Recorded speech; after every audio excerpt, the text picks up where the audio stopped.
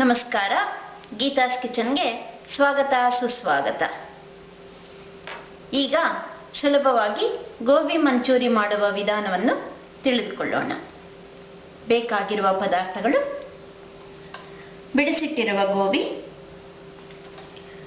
1 tea spoon ಉಪ್ಪು ಬೆರೆಸಿರುವ 1 cup cornflour, ಅರ್ಧ ಕಪ್ಪು ಮೈದಾ ಹಿಟ್ಟು, ಕರಿಯಲು ಬೇಕಾಗಿರುವಷ್ಟು ಎಣ್ಣೆ, 3 ಟೇಬಲ್ ಸ್ಪೂನ್ ಆಲಿವ್ ಆಯಿಲ್,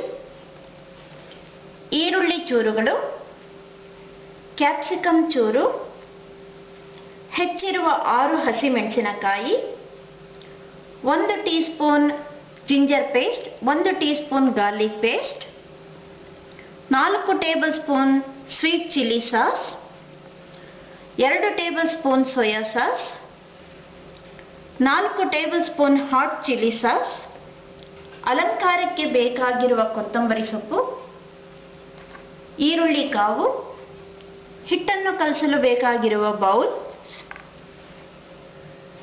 ಕರೆದಿರುವ ಗೋಬಿಯನ್ನು ತೆಗೆದಿಟ್ಟುಕೊಳ್ಳಲು ಬೇಕಾಗಿರುವ ಬೇಸನ್, ಫ್ರೈಯಿಂಗ್ ಪ್ಯಾನ್, ಜಾಲರ ಸೌಟು ಮತ್ತು ಹಿಟ್ಟನ್ನು ಕಲಸಲು ಬೇಕಾಗಿರುವಷ್ಟು ನೀರು. ಈಗ ಗೋಬಿಯನ್ನು ಕರಿಯಲು ಬೇಕಾಗಿರುವ ಹಿಟ್ಟನ್ನು ಕಲಿಸ್ಕೊತಾ ಇದ್ದೀನಿ.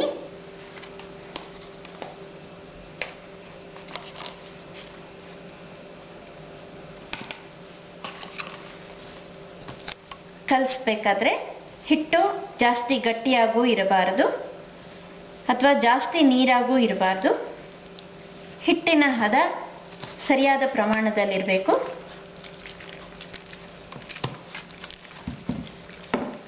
ಕಲಸಿಟ್ಟಿರುವ ಹಿಟ್ಟು ಸರಿಯಾಗಿದೆ. ಈಗ ಗೋಬಿಯನ್ನು ಅದ್ದಿ ಕರಿಯೋದಕ್ಕೆ ತಯಾರಾಗಿದೆ. ಈಗ ಎಣ್ಣೆ ಚೆನ್ನಾಗಿ ಕಾದಿದೆ. ಇದಕ್ಕೆ ಈಗ ಗೋಬಿ ಚೂರುಗಳನ್ನ ಹಿಟ್ಟಿನಲ್ಲಿ ಅದ್ದಿ ನಿಧಾನವಾಗಿ ಕರಿತಾ ಇದ್ದೀನಿ.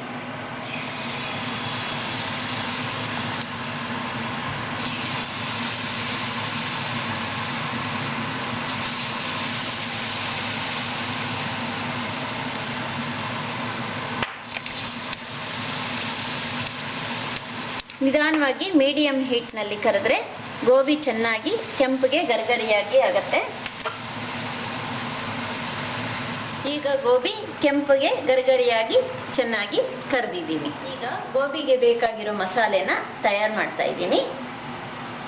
ಈಗ 3 ಟೇಬಲ್ ಸ್ಪೂನ್ ಆಲಿವ್ ಆಯಿಲ್ ಕಾದಿದೆ.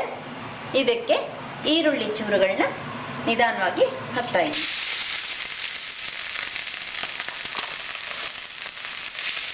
ಇದನ್ನು ನಿಧಾನವಾಗಿ ಕೆಂಪುಗೆ ಮೀಡಿಯಂ ಹೀಟ್ನಲ್ಲಿ ಹುರಿತಾ ಇರಬೇಕು. ಹುರ್ಕೊತಾ ಇದ್ದೀನಿ. ಈಗ ಈರುಳ್ಳಿನ ಕೆಂಪುಗೆ ಹುರಿದಿದ್ದೀನಿ. ಇದಕ್ಕೆ ಹಸಿಮೆಣಸಿನ್ಕಾಯಿ, ಜಿಂಜರ್ ಗಾರ್ಲಿಕ್ ಪೇಸ್ಟು ಹಾಕ್ತಾ ಇದ್ದೀನಿ.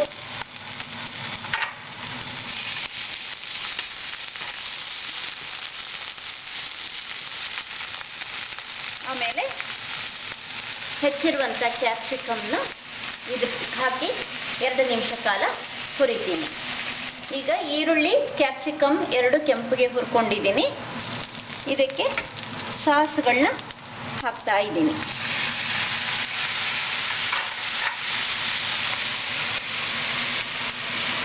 Hot chilli sauce, sweet chilli sauce. ಇದರಲ್ಲಿರುವ ಸಾಸ್ನಲ್ಲಿರುವ ನೀರಿನ ಅಂಶ ಆವಿಯಾಗುವವರೆಗೂ ಹುರಿತಾ ಇರ್ತೀನಿ. ಮಸಾಲೆ ಸಿದ್ಧವಾಗಿದೆ. ಕರೆದಿರೋ ಗೋಬಿನ ಇದಕ್ಕೆ ಹಾಕಿ ಮಿಕ್ಸ್ ಮಾಡಿದ್ರೆ ಗೋಬಿ ಮಂಚೂರಿ ತಯಾರಾಯಿತು. ಈಗ ಹೆಚ್ಚಿರುವ ಈರುಳ್ಳಿ ಕಾವು ಮತ್ತು ಕೊತ್ತಂಬರಿ ಸೊಪ್ಪಿನಿಂದ ಗಾರ್ನಿಷ್ ಮಾಡ್ತಾ ಇದ್ದೀನಿ. ಈಗ ಗೋಬಿ ಮಂಚೂರಿ ಸವಿಯಲು ಸಿದ್ಧವಾಗಿದೆ. ನೀವು ಮನೆಯಲ್ಲಿ ಮಾಡಿ ಸಂತೋಷ ಪಡಿ. ಮತ್ತೊಮ್ಮೆ ನಮಸ್ಕಾರ.